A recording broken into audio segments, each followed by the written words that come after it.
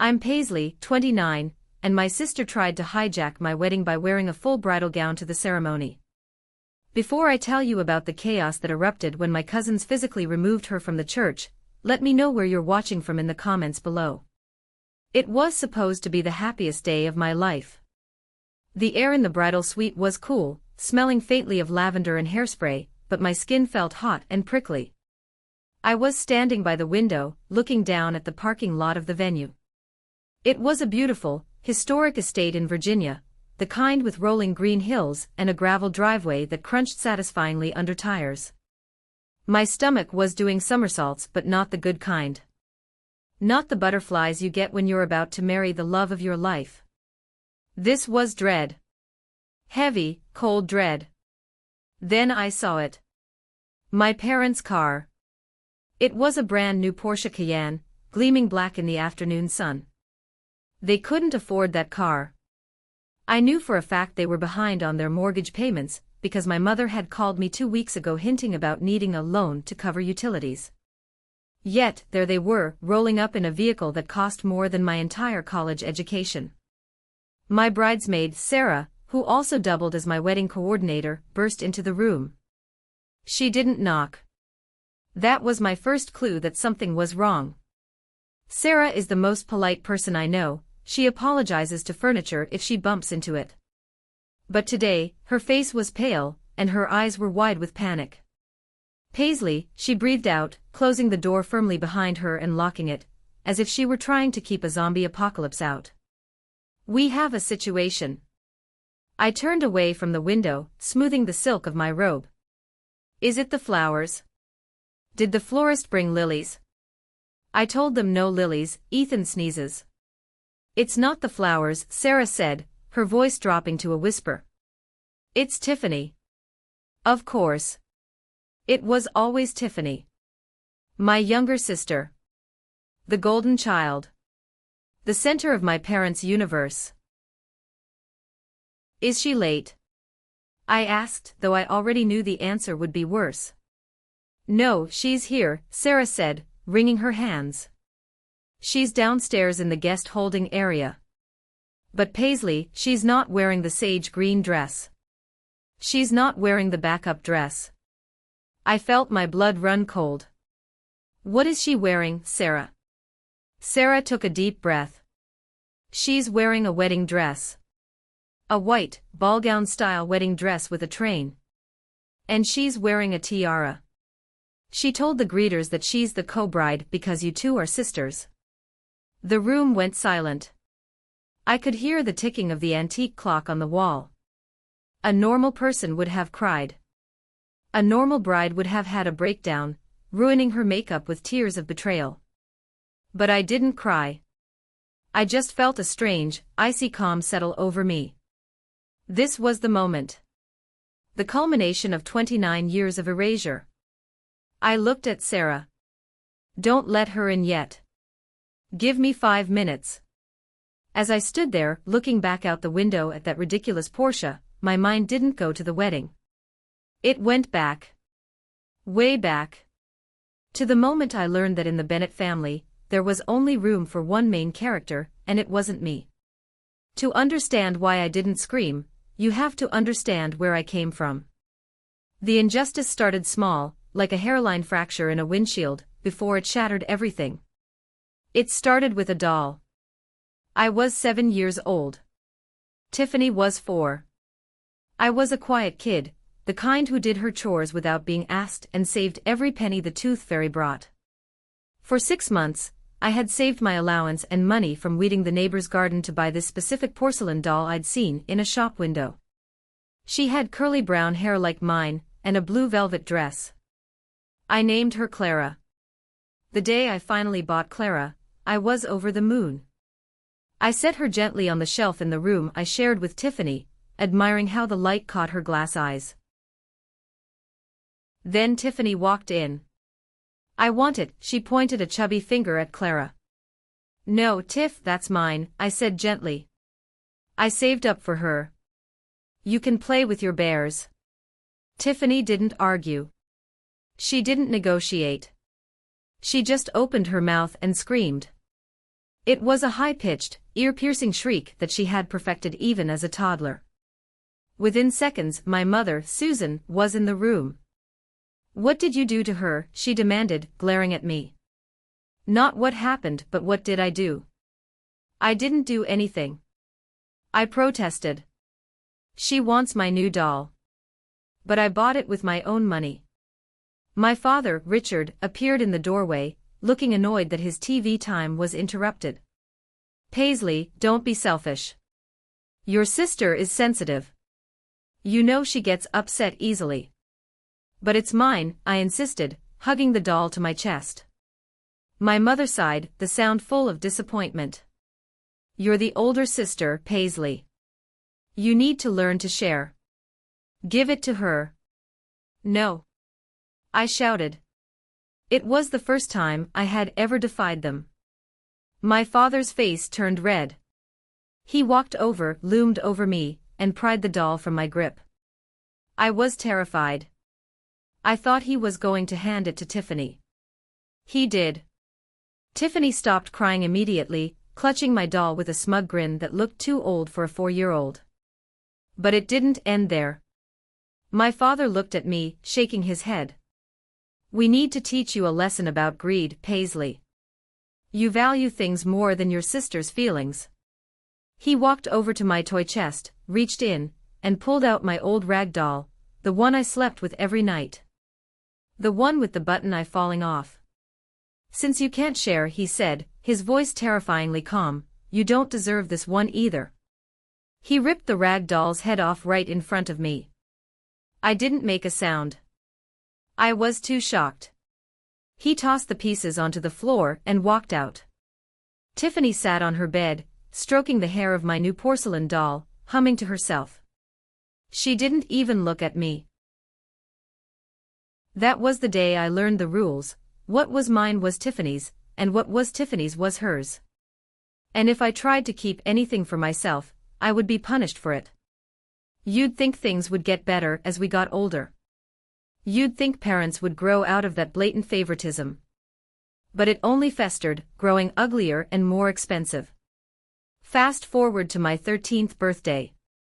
I had just achieved something massive. I had gotten straight A's on my report card for the entire year. Even in the advanced placement classes.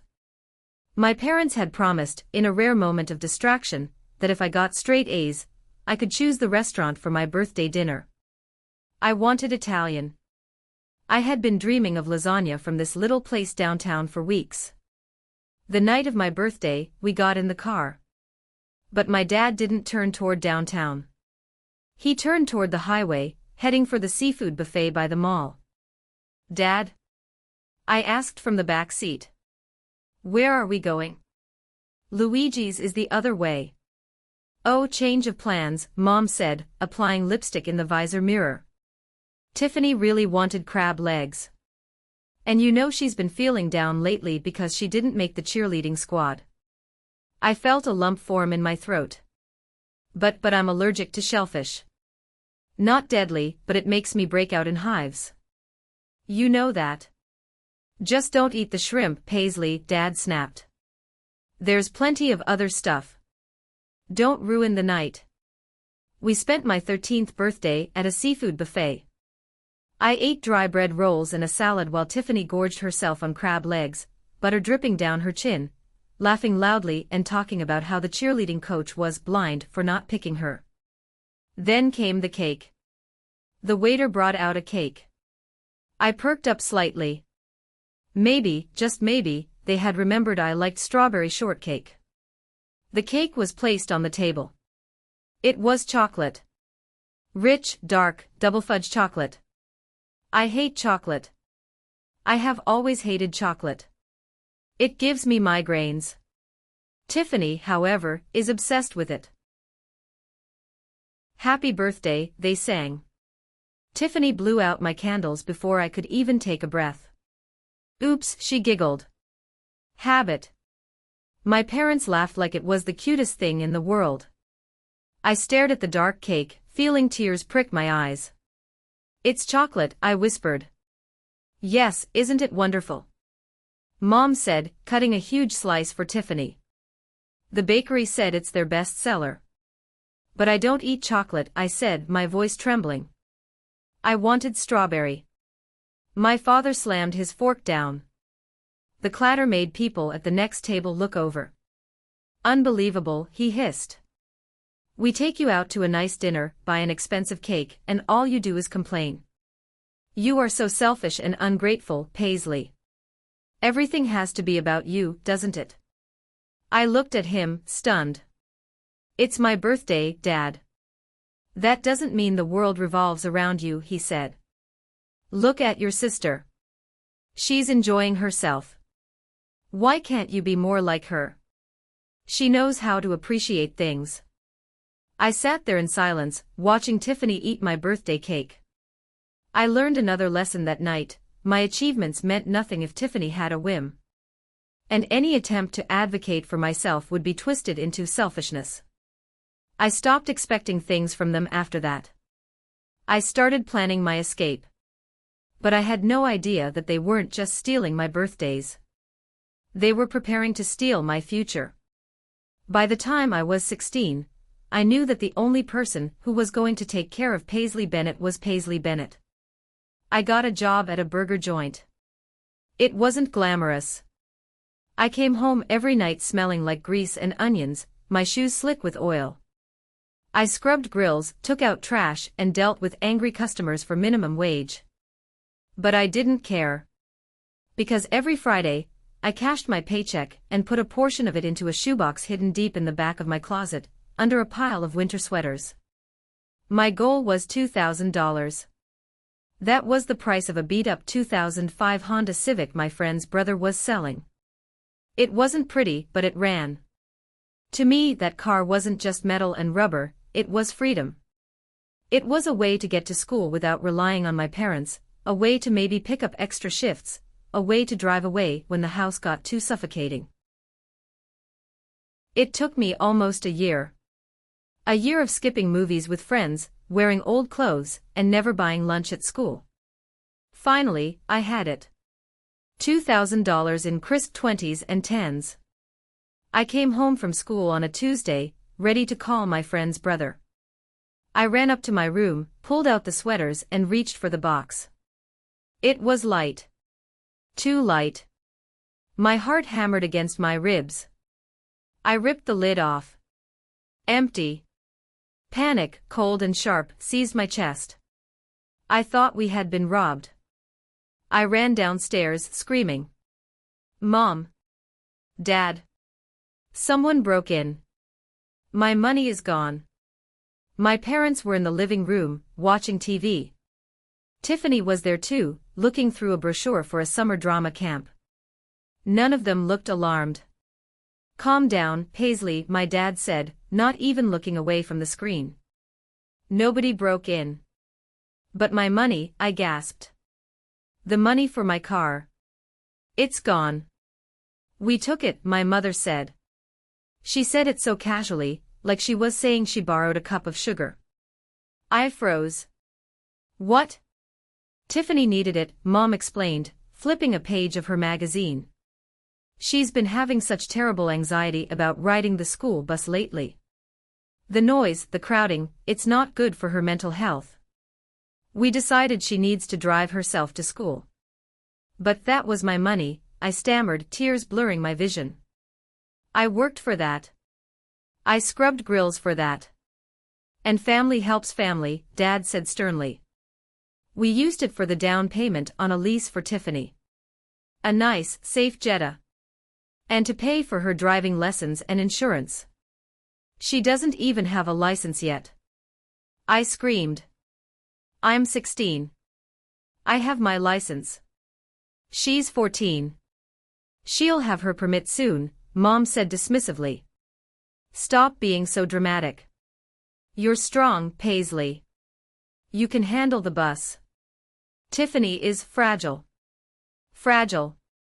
That was the word they used to excuse everything. Tiffany was fragile, so she needed everything. I was strong, so I needed nothing. I rode the bus for 2 more years. Every morning, I watched Tiffany get into her shiny silver Jetta, paid for with my grease burns and lost weekends, and drive off. She didn't have anxiety. She blasted music and picked up her friends. I never saved money in cash again. I opened a bank account the day I turned 18, at a bank across town where my parents didn't know the tellers.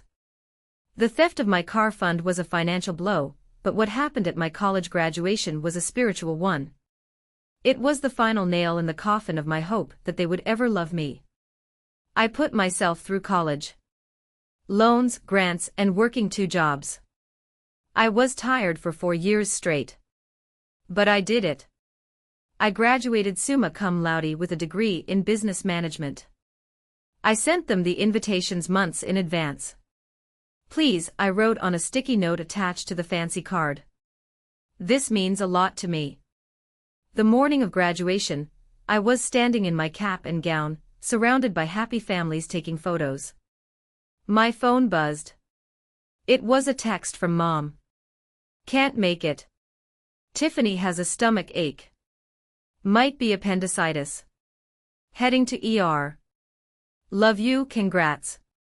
My heart sank, but a small part of me worried. Appendicitis is serious. I spent the entire ceremony worrying about my sister. I walked across the stage, accepted my diploma, and looked out at the sea of faces. I saw other parents cheering, crying, holding up signs. I saw an empty block of 3 seats where my family should have been. I didn't even stay for the reception. I drove straight to the hospital, still in my graduation gown, terrified that Tiffany was in surgery. When I got to the ER waiting room, they weren't there. I asked the nurse. No record of Tiffany Bennett. Confused, I called my dad. He answered on the 3rd ring, and I heard laughter in the background. Dad? I'm at the hospital. Where are you? Oh, hey Paisley, he said, sounding relaxed. We're at home. It wasn't appendicitis. False alarm. Just some bad sushi. You went home? I asked, my voice shaking. Why didn't you come to the ceremony? It hadn't even started when Mom texted. Well, Tiffany was still feeling a bit woozy, he said. We didn't want to leave her alone. Plus, it's just a graduation, Paisley.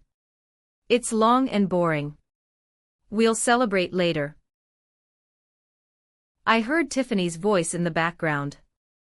Dad, tell her to bring me a Gatorade if she comes over. They were watching a movie. I could hear the TV. They hadn't gone to the ER. They had probably never even left the house. Tiffany had a tummy ache, and that was more important than the culmination of my 4 years of hard work. I sat in my car in the hospital parking lot and screamed until my throat was raw. That was the day I realized I didn't have a family. I had hostages I was related to. Meeting Ethan was like stepping out of a cave into the sunlight. We met at a project management conference 3 years ago. He was kind, attentive, and incredibly stable. He listened when I talked. It was such a foreign concept to me that I almost didn't know how to react. When I introduced him to my parents, the dynamic shifted immediately. They saw his watch. They saw his car, a sensible but high-end Audi. They smelled money. So, Ethan, my dad said at the first dinner, ignoring me completely. What does your father do? He's in real estate development, Ethan said modestly. My mother's eyes lit up like slot machines. Real estate. How wonderful. You know, Tiffany has always been interested in interior design. Maybe your father could find a spot for her in one of his projects. I kicked Ethan under the table. He didn't flinch. He just smiled politely. I don't really get involved in my dad's business, Mrs. Bennett. But they didn't stop. Over the next 2 years, every interaction was a transaction. They compared Ethan to Tiffany's boyfriend at the time, a guy named Chad who was an aspiring DJ, living in my parents' basement. Why can't Chad be more like Ethan? Dad would complain. Ethan, maybe you can mentor Chad. Show him how to make real money. It was exhausting. But the real contrast came when I met Ethan's parents, William and Grace Sterling. They invited us to their estate for Thanksgiving. I was terrified. I drove a 5-year-old Ford. I didn't come from money. I expected them to be snobs.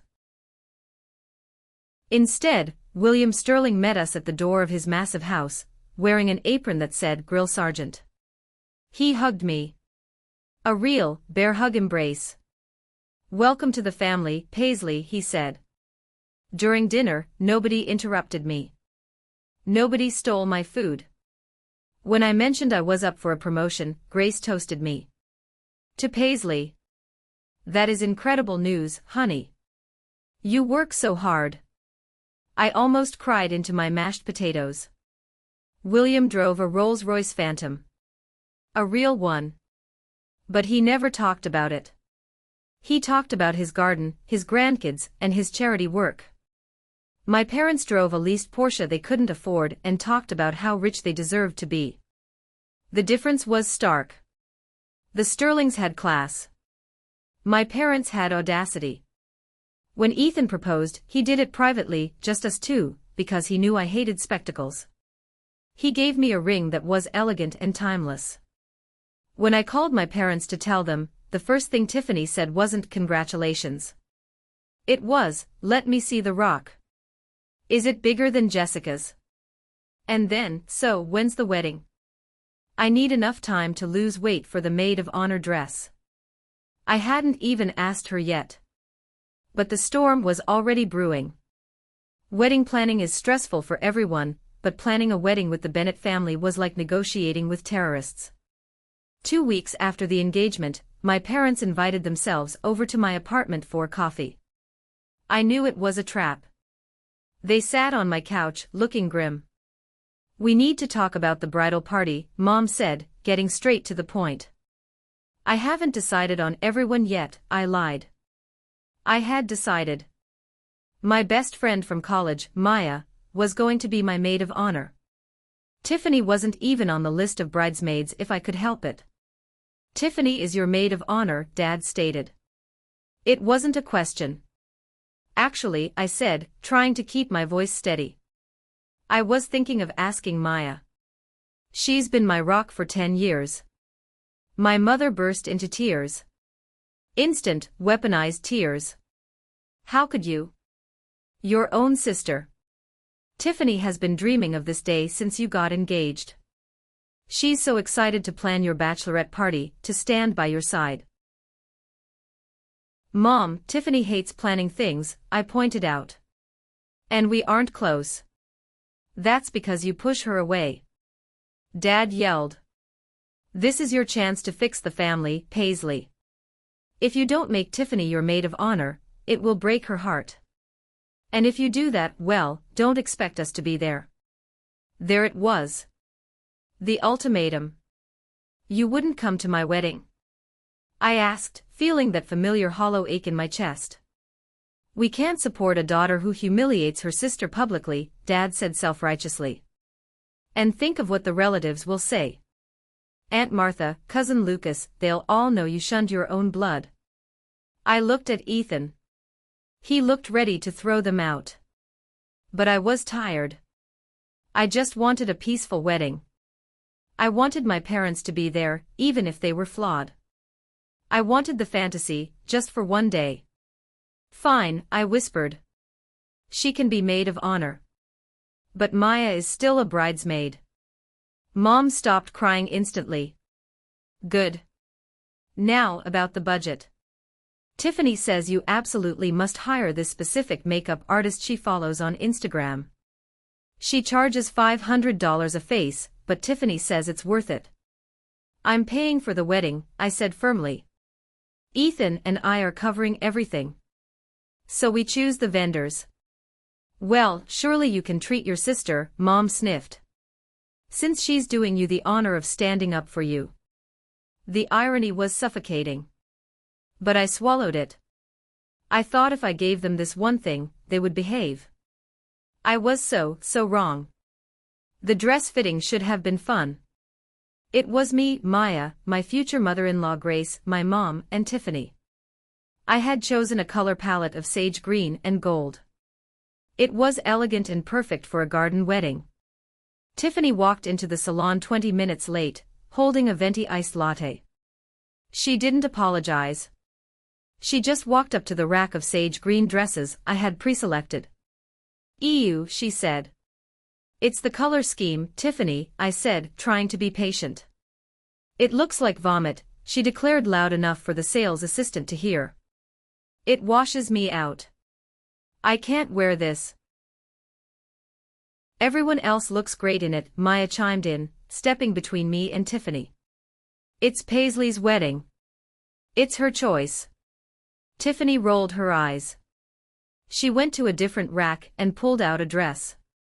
It was a floor-length satin gown. In champagne. A very, very light champagne. Basically, off-white. "This," Tiffany said, holding it up against herself in the mirror. "This is classy. This says Maid of Honor. That's almost white, Tiffany," Grace said gently. "You can't wear that. It will clash with the bride." "It's oyster pearl," Tiffany corrected. "And I look like a goddess in it." "Mom, tell her." Mom looked at the dress, then at me. "Paisley, she does look beautiful. And since she's the maid of honor, shouldn't she stand out a little?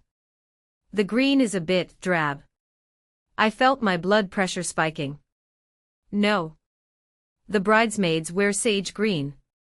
If you don't like the style, you can pick a different neckline. But the color is non-negotiable. And absolutely no white, no cream, no champagne." Tiffany dropped the dress on the floor, literally dropped it, and crossed her arms. "Fine. Put me in a potato sack. I guess you just don't want me to look pretty because you're afraid I'll upstage you." "Nobody is going to upstage the bride," Grace said, her voice sharpening. "Because everyone will be looking at Paisley." Tiffany smirked. A dark, ugly smirk. "We'll see. I should have fired her then. I should have kicked her out of the bridal party right there in the shop. But I was so desperate to avoid a scene that I let it slide. I bought the green dress. Tiffany took it without saying thank you. I didn't know she had no intention of wearing it. The night before the wedding, we held the rehearsal dinner at a nice bistro. The atmosphere was tense but manageable. Until the toasts. Tiffany stood up, tapping her glass with a fork. She hadn't prepared a speech. She just liked holding the microphone. So she began, swaying slightly. I suspected she had pre-gamed with a few cocktails. "Tomorrow is the big day. Finally, right? Took you long enough, Ethan." A few nervous chuckles. "Anyway," she continued, leaning against the table. "I've been thinking. Since Paisley and I are so close. I almost choked on my water. And since I'm the maid of honor, which is basically the second most important person, I have an idea." She looked directly at me. "I think I should walk down the aisle, too. Like, not with the groomsmen. But right before you. Alone. With my own entrance music. Then I'll wait at the altar and you come in. It'll be like a double feature." The Bennett sisters. The room went dead silent. My cousins, Lucas and Noah, exchanged a look of disbelief. Even my dad looked a little uncomfortable. "Tiffany," I said, my voice low. "No. That's not how weddings work." "Why not?" she whined, her voice getting louder. "It would be so elegant. Having both sisters make an entrance. It symbolizes our bond." "We don't have a bond like that," I said, finally snapping. "And this is my wedding. Not our wedding. Mine and Ethan's." Tiffany's face crumpled. "You are so mean. I'm just trying to help. You always shut me out." She threw the microphone onto the table, it made a horrible screeching feedback noise, and ran out of the room crying. My mother stood up immediately. She glared at me. Nice going, Paisley. You ruined the night. Now I have to go console her. Sit down, Susan, Aunt Martha said from the corner. It was the first time she had spoken up. Aunt Martha was my mom's sister, but they were polar opposites. She was a stern, no-nonsense paralegal. Don't tell me what to do, Martha, Mom snapped. She chased after Tiffany. I sat there, shaking. Ethan squeezed my hand under the table. Ignore them, he whispered. Tomorrow is about us. But as I watched the door swing shut behind my mother, I knew tomorrow wasn't going to be just about us. Tiffany had been denied her moment. And a narcissist denied is a dangerous thing. The morning of the wedding, I woke up with a clarity that only comes from accepting the worst. I knew Tiffany was going to pull something. The double entrance request was just the tip of the iceberg. I texted my cousins, Lucas and Noah. Meet me in the hotel lobby. 7 a.m. Urgent. Lucas and Noah are huge guys. Former college linebackers, now working in construction and private security respectively. They had watched how my parents treated me growing up, but they were always too young to do much about it. Now they were grown men. When I walked into the lobby, they were already there with coffee. What's up, P? Lucas asked. Everything okay? No, I said. Tiffany is going to try to ruin the ceremony. I can feel it. Noah cracked his knuckles.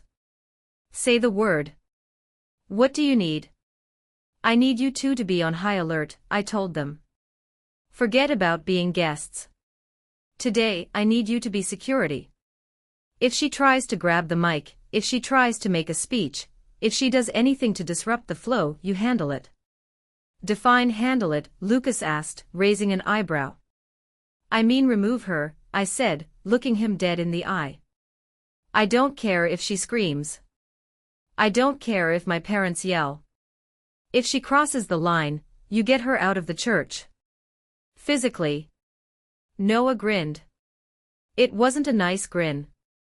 With pleasure. We've been wanting to toss her out of a room since she threw your Game Boy in the pool in 2008. Don't hold back because she's a family, I added. She stopped acting like family a long time ago, Lucas said. We got you, cuz. Go get married. We'll take out the trash if needed. Having them in my corner made me feel a little lighter.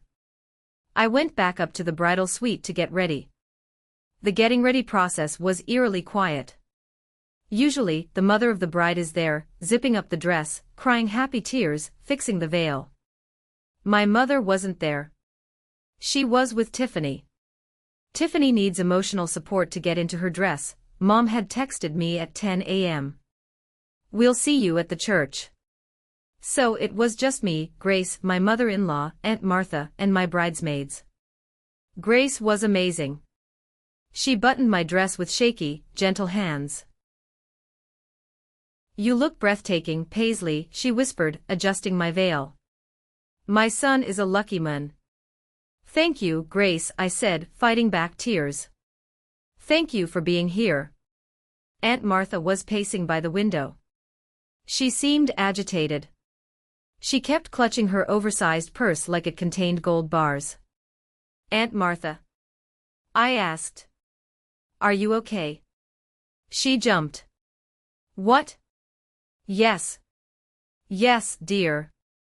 Just nervous for you. Want everything to go right. She looked at me with an intensity that unsettled me. Paisley, whatever happens today, just remember that your grandmother loved you very much. And justice has a funny way of working out. Grandma? I was confused. Grandma had passed away 8 years ago. Why are you bringing her up? No reason, Martha said quickly, turning away. Just thinking of her. There was something she wasn't telling me. But I didn't have time to pry. Because that was the moment Sarah, my coordinator, burst in with the news about the white dress. Back in the present moment. The bridal suite. Sarah staring at me, waiting for a meltdown. She's in a wedding dress, Sarah repeated. A ball gown. With a train. And a tiara. I looked out the window one last time at the Porsche. I saw my dad getting out, adjusting his tuxedo. He looked proud. Not of me. But of the stunt they were about to pull. They probably thought I would crumble.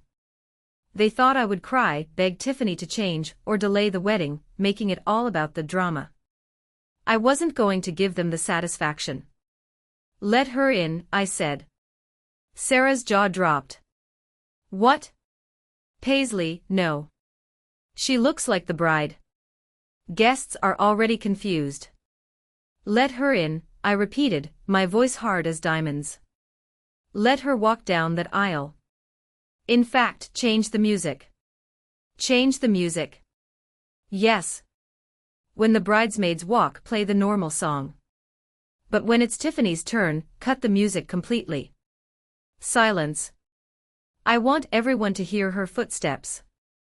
I want everyone to stare. And then? Sarah asked. And then, I smiled, but it didn't reach my eyes. I'll text Lucas. I picked up my phone.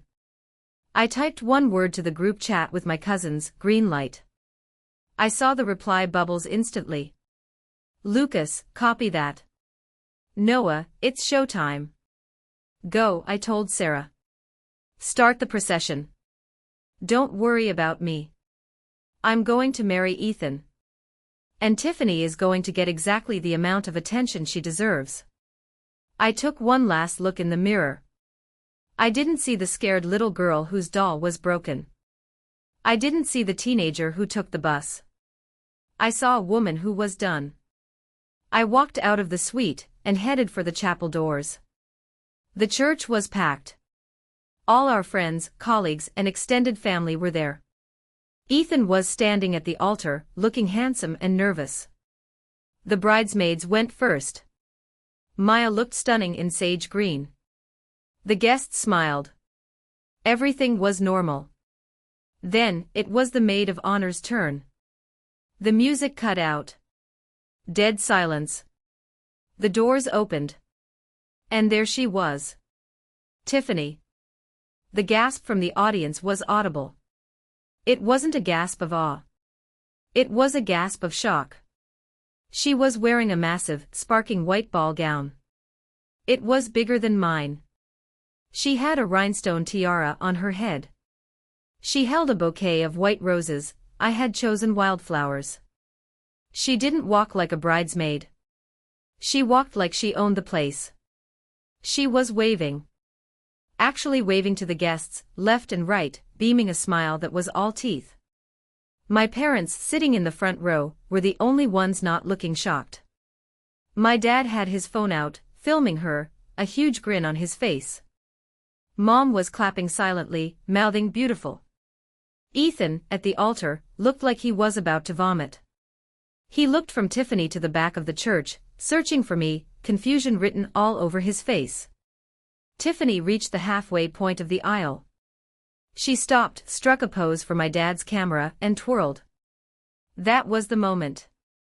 Lucas and Noah stepped out from the third row.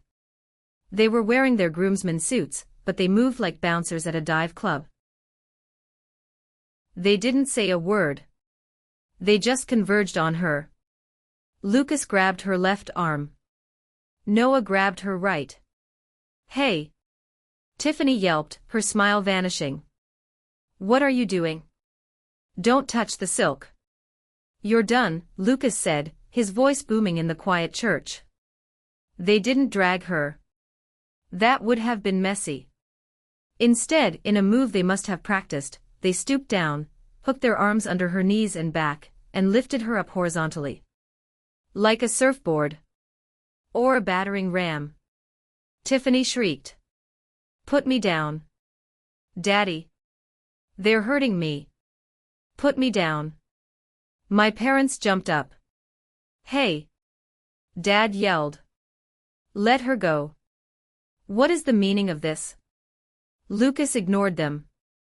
He and Noah marched rapidly toward the side exit, carrying a flailing, screaming Tiffany in her white dress. Her tiara fell off and clattered onto the stone floor. "I'm the maid of honor," she screamed, kicking her legs. "This is my entrance. You're ruining it. You're trespassing," Noah said. They kicked the side door open and vanished outside with her. The door slammed shut, cutting off her screams. The church was dead silent for 3 seconds. Then, awkwardly, someone started clapping. It was Ethan's dad, William. Then Maya joined in. Soon, half the church was applauding. My parents were red-faced, furious. They looked around, realizing the audience wasn't on their side. They turned to run after Tiffany. But that's when I walked in. I didn't wait for the music. I walked down the aisle, head held high. I passed my parents, who were frozen in the aisle. "Sit down," I said to them as I passed. "Or get out." They were too stunned to move. They sat. I reached the altar. Ethan grabbed my hands. "Are you okay?" he whispered. "Never better," I said. We got through the vows. We exchanged rings. The priest pronounced us husband and wife. We kissed. But the drama wasn't over. The real explosion was waiting for us outside. We walked out of the church as a married couple. But instead of a reception line, we walked into a screaming match in the courtyard. Tiffany was on the grass, crying hysterically. Her dress was grass-stained. Lucas and Noah were blocking her from re-entering. My parents were screaming at them. "You assaulted her." Mom was shrieking. "I'm calling the police." "You animals." "Go ahead, Susan," Aunt Martha's voice cut through the noise. We all turned.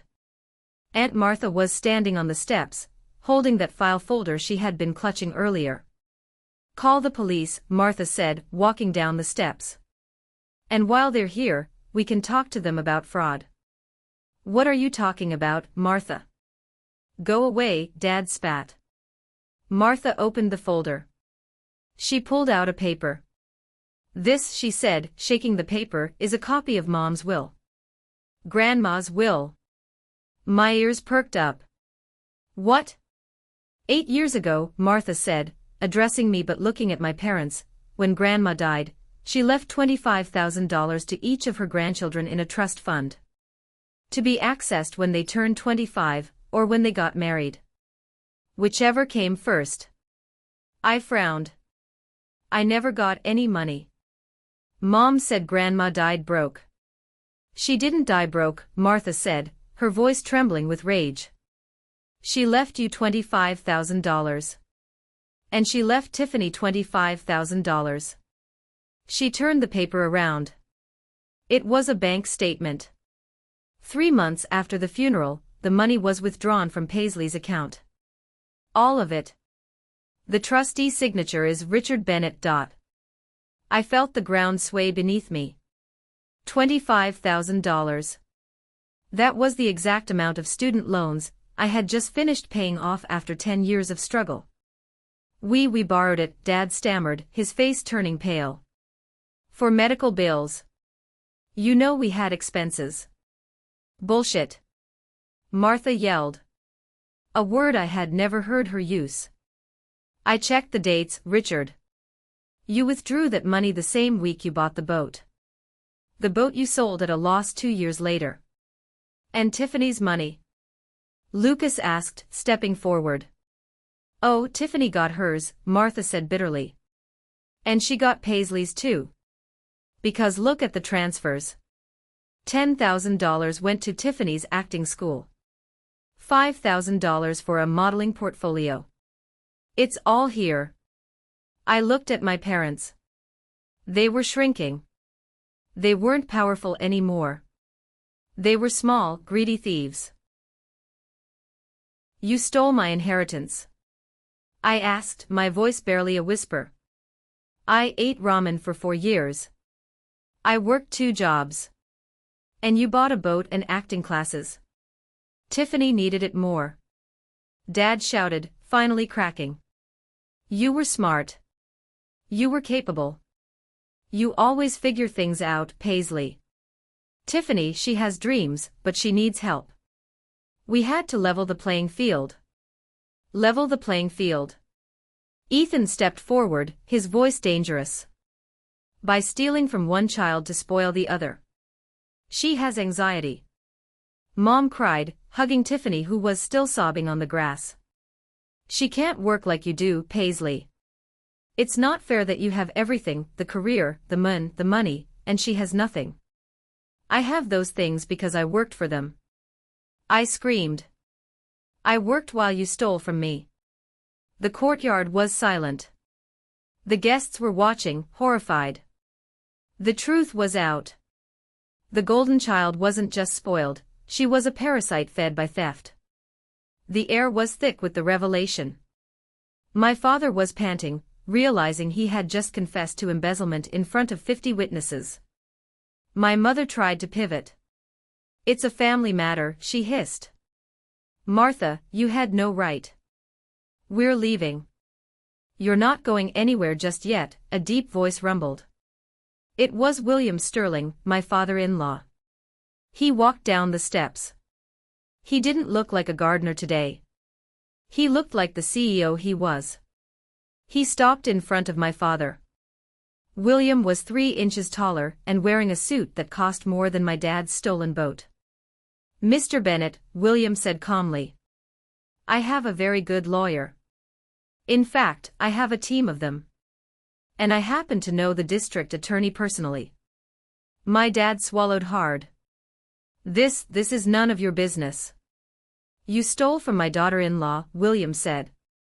That makes it my business. Now, here is what is going to happen. You are going to get in that ridiculous car. You are going to take your other daughter. And you are going to leave. If I see you, or hear from you, near Paisley again, I will fund the lawsuit that Martha is going to file against you.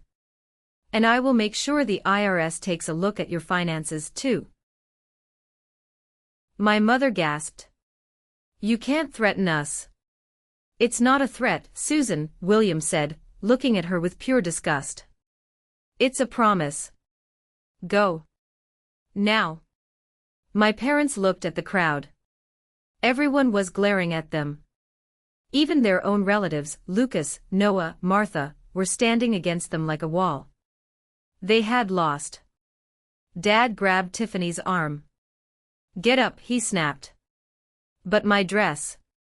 Tiffany wailed. I didn't get any cake. Shut up. Dad yelled at her. For the first time ever, he yelled at the golden child. He dragged her toward the parking lot. Mom scurried after them, hiding her face with her purse. We watched the Porsche peel out of the gravel driveway, kicking up dust. When the dust settled, the silence was heavy. I felt dizzy. The adrenaline was wearing off, and the reality of the betrayal was sinking in. They stole $25,000 from me. I felt a hand on my shoulder. It was Aunt Martha. She was crying. I'm so sorry, Paisley, she sobbed. I found the papers last week in Mom's old safe deposit box. I didn't know until now. I'm so sorry I didn't protect you sooner. I hugged her. You protected me today, Aunt Martha. That's what matters. Then Ethan turned to the guests. Folks, he said, his voice projecting. The show is over. But the party is just starting. Who wants a drink? A cheer went up. The tension broke. We moved to the reception tent. It was perfect. Without my parents there, the anxiety was gone. Nobody was complaining about the food. Nobody was making snide comments about the decor. I danced with Ethan. I danced with William. I danced with Lucas and Noah, who were being hailed as heroes by the bridesmaids. Best bouncers ever, Maya told them, handing them beers. For the first time in my life, I was the center of attention, and I wasn't waiting for the other shoe to drop. I wasn't waiting for Tiffany to fake a seizure or Mom to criticize my hair. They were gone. And I was free. At the end of the night, as the stars came out, it was time to leave. Usually, the couple leaves in a limo or their own car. But as we walked out to the driveway, William's chauffeur was standing next to the Rolls-Royce Phantom. The back door was open. "Dad?"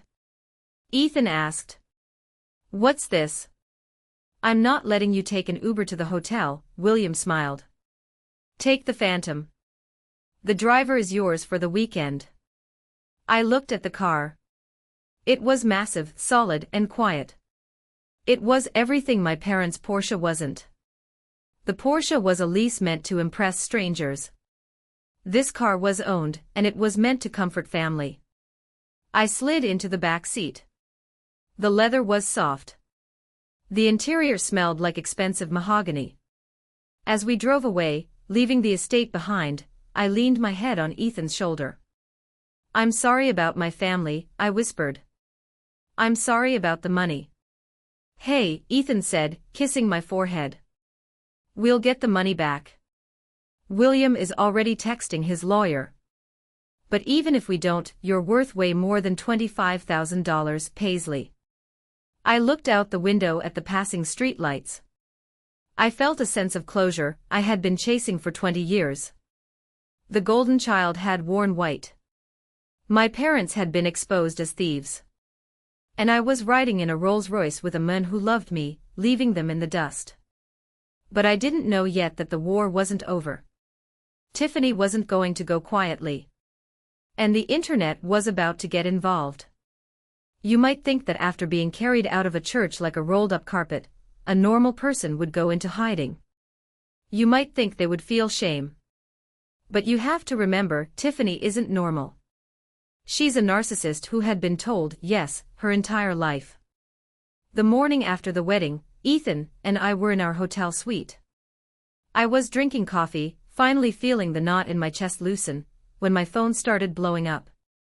It wasn't congratulations texts. It was notifications. Hundreds of them. "Don't look," Ethan said, trying to take the phone from me. I looked. Tiffany had posted a video on TikTok. It was already viral.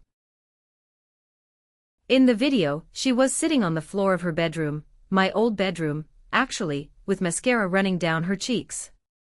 She was still wearing the white dress, now stained with grass and dirt.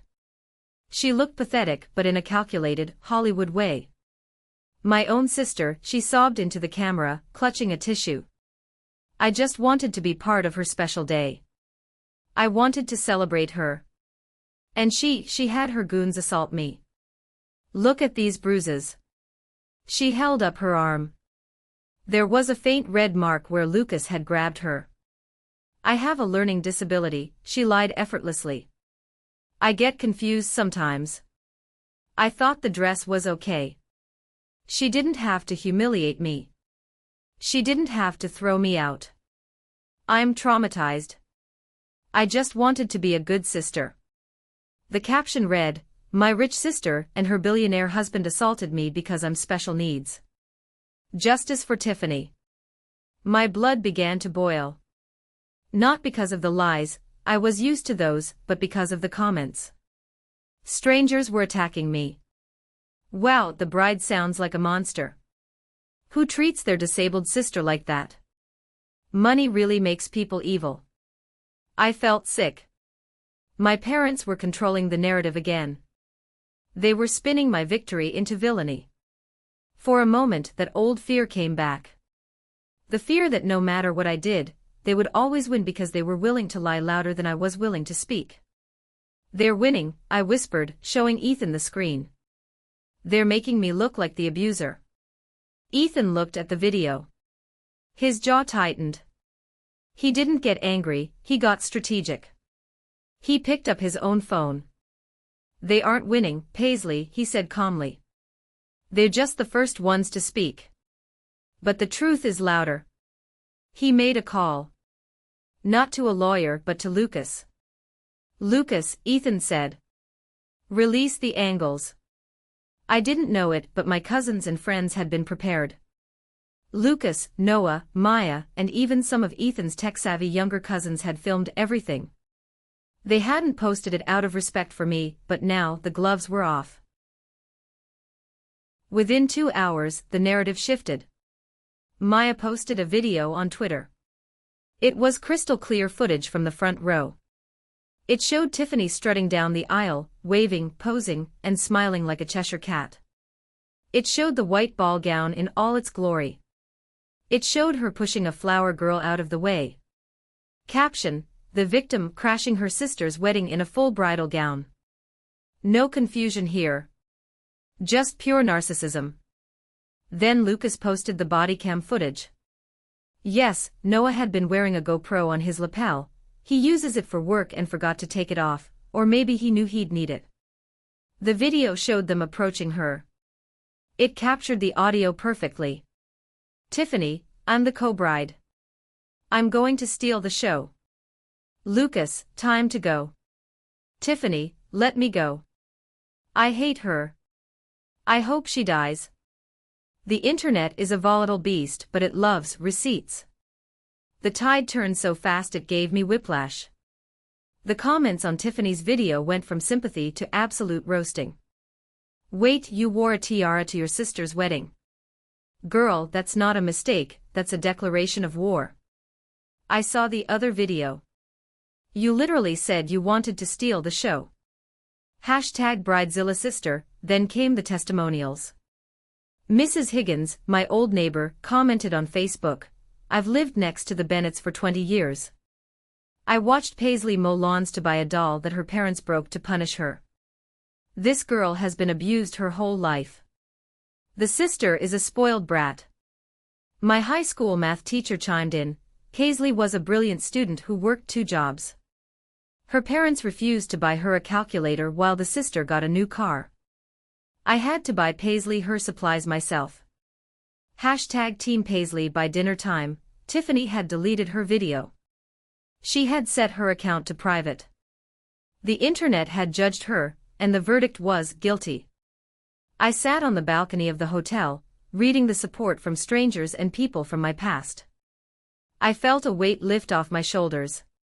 They couldn't hide anymore. The world saw them. But the biggest revelation was still coming. A courier arrived at the hotel with a package from Aunt Martha. She had found more documents in Grandma's safe. Ethan brought the envelope inside. It's from Martha, he said. She said you need to see this before the lawyers finalize the lawsuit. I opened it. Inside wasn't a bank statement this time.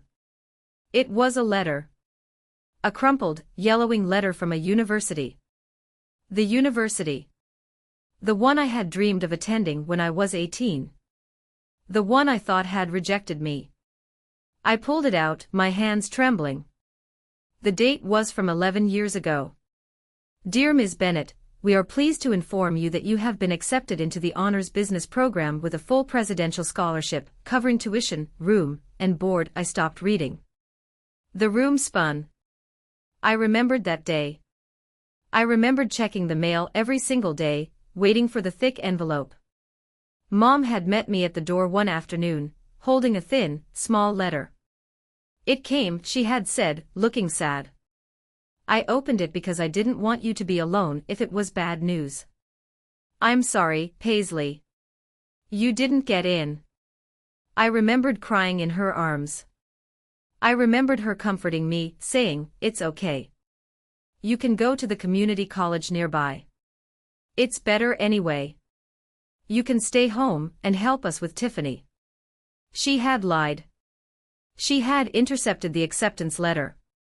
She had thrown away a full-ride scholarship worth over $150,000. Why? I looked at the second paper in Aunt Martha's file. It was a tax return from that year. It listed me as a dependent. It showed my income from the burger joint and a retail job. They didn't keep me home because they loved me. They didn't even keep me home because they couldn't afford college. I had a scholarship. They kept me home because I was a paycheck. They needed my minimum wage income to pay for Tiffany's dance lessons and their car lease payments. I sank to the floor, clutching the letter. I didn't scream this time. I felt a deep, hollow grief. I mourned the girl I could have been. I mourned the college experience I never had, the dorm life, the freedom, the friends. I had spent those 4 years working double shifts and studying at night, exhausted, thinking I wasn't smart enough for the big university. Ethan sat down next to me. He read the letter. His face went deadly still.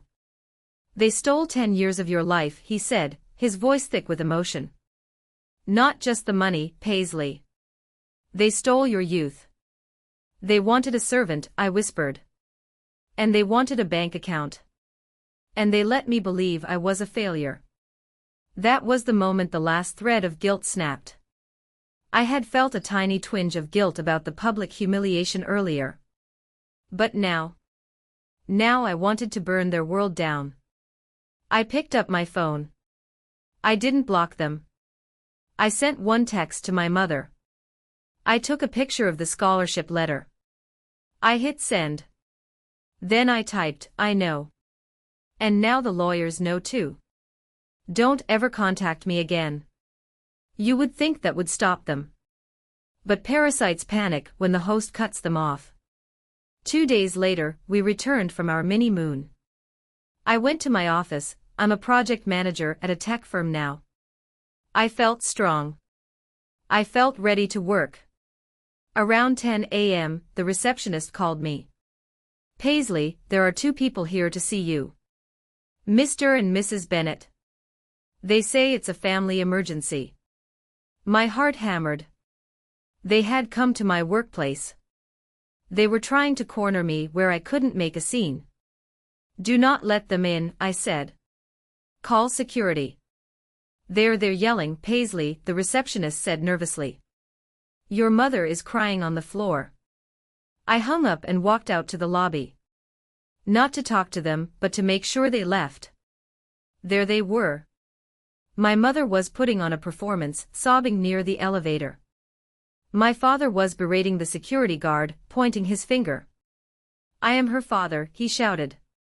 She owes us. She's an ungrateful brat who abandoned her sick sister. I stood by the glass doors. My boss, Eleanor, walked up beside me. Eleanor is a woman who eats iron for breakfast. Is that them? She asked. Yes, I said. I'm so sorry, Eleanor. I'll handle this. No, Eleanor said. I'll handle it. She walked out into the lobby. She didn't look like a tech CEO, she looked like a general. Mr. and Mrs. Bennett, she said, her voice cutting through my father's shouting. You are trespassing on private property. We need to see our daughter. Mom wailed. She has our money. She has the password to the account. They were lying again. There was no account. They were broke and desperate because William's lawyers had likely frozen their assets pending the lawsuit. Paisley doesn't want to see you, Eleanor said. And frankly, neither do I. You have 2 minutes to leave before the police arrive. And trust me, I press charges. Dad looked at Eleanor, then he saw me standing behind the glass. He saw the look on my face. It wasn't fear anymore. It was indifference. He realized then that his power was gone. He couldn't bully Eleanor. He couldn't gaslight a security camera. He grabbed Mom's arm. Come on, Susan. She's dead to us. Good, I said, though they couldn't hear me through the glass. Stay that way. As they walked out the revolving doors, defeated and small, I felt the final shackle break. I turned to Eleanor. Thank you, I said. Get back to work, Bennett, she smiled. You've got a promotion to discuss. The wheels of justice turn slowly, but when they crush completely. Aunt Martha didn't back down. With the financial backing of the Sterling family legal team, she sued my parents for the misappropriation of the trust fund. The evidence was overwhelming. The bank transfers, the fake signatures, the paper trail of where the money went, acting classes, cars, vacations. My parents tried to settle. They offered to pay it back over time. But without my income to siphon, and with Dad's retirement fund drained by their lifestyle, they had nothing. The court ordered the liquidation of their assets. The black Porsche Cayenne. Repossessed. The house. The house I grew up in, the house where they broke my doll and stole my money. They had to sell it to pay the judgment and the legal fees. I didn't go to the auction. Lucas did. He told me it was pathetic. They were arguing on the front lawn about whose fault it was. Dad was blaming Mom's shopping, Mom was blaming Dad's bad investments. Tiffany was sitting in her car, a 10-year-old compact now, since the Jetta was long gone, scrolling on her phone, ignoring them. They moved into a 2-bedroom apartment on the bad side of town. It wasn't a tragedy, it was a consequence. Tiffany's life imploded too. After the wedding video went viral, she became a pariah in our small town. The boutique where she worked part-time, mostly just standing around looking at clothes, fired her because customers complained. No rich husband came to save her. She was 25, with no skills, no work ethic, and a mother who was now too broke to enable her delusions. I heard from a cousin that the apartment is a war zone. Mom and Tiffany fight constantly over money. Dad drinks and watches TV, bitter at the world. They are trapped together in a hell of their own making. And the worst part for them? They have no one to blame but themselves. 6 months after the wedding, I was at Sunday dinner with the Sterlings. The trauma was fading, replaced by the rhythm of a healthy life. William asked me to join him in the study for a brandy. Paisley, he said, sitting in his leather chair. Martha told me about the scholarship letter. The one your mother hid. I looked down. It still hurt to think about it. Yeah. It's okay, William. I made it work. I'm doing okay. You're doing more than okay, he said. You're exceptional. But you were robbed of an experience. You were robbed of the education you earned. He slid a brochure across the desk. It was for the executive MBA program at the university I had been accepted to all those years ago. I made a call, William said casually. The dean is an old friend. He reviewed your high school records and your current work portfolio.